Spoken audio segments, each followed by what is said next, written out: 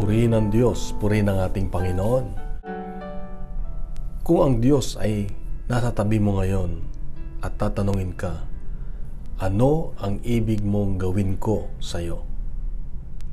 Sa Ebanghelyo ngayon makita natin na ang bulag ni si Bartimeus ay nagsisigaw at sinabi niya, Jesus, anak ni David, maawa ka sa akin.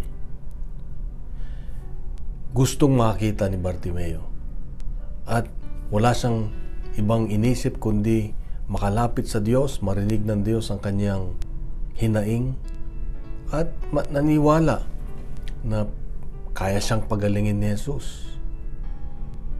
Ito ay isang ehemplo ng paglapit natin sa ating Panginoon.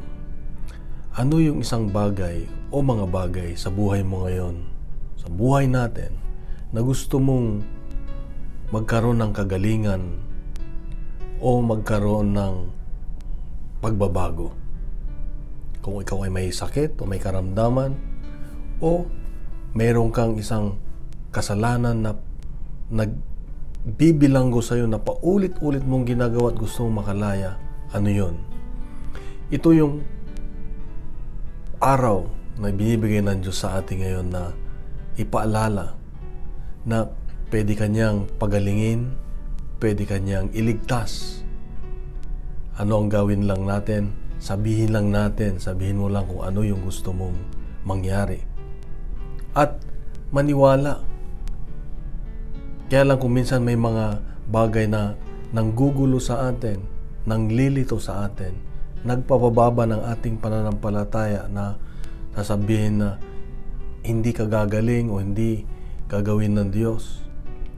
Huwag mong pakinggan, kapatid, kung ano man yung mga naririnig mo yan na ingay ng mundo. Ang gawin mo lang, hanapin mo sa iyong puso ang presensya ng Diyos, ang tinig ng Diyos, nandiyan siya. At sabihin mo lang na kailangan mong gumaling, kailangan mong magbago. Kung masyadong maingay ang mundo, isigaw mo. Gaya ng ginawa ni Bartimeus, isigaw mo. Isigaw natin ang ating mga pangailangan at siguradong mapapansin tayo ng Diyos. Kapatid, hindi bingi ang Diyos. Alam niya kung ano yung pangailangan natin. Kaya lumapit tayo sa Diyos ng may kagalakan, ng may pag-asa. At tayo ay kanyang ililigtas. Tayo ay kanyang pagagalingin. Kapatid, mahal na mahal ka ng Diyos. Mahal na mahal ako ng Diyos. Mahal tayo ng Diyos. Bukas muli, meron siyang magandang mensahe sa atin. Pagkalat natin ang mabuting balita. Ang Diyos ang mabuting balita. At huwag ang fake news. God bless at isang mapagpalang araw.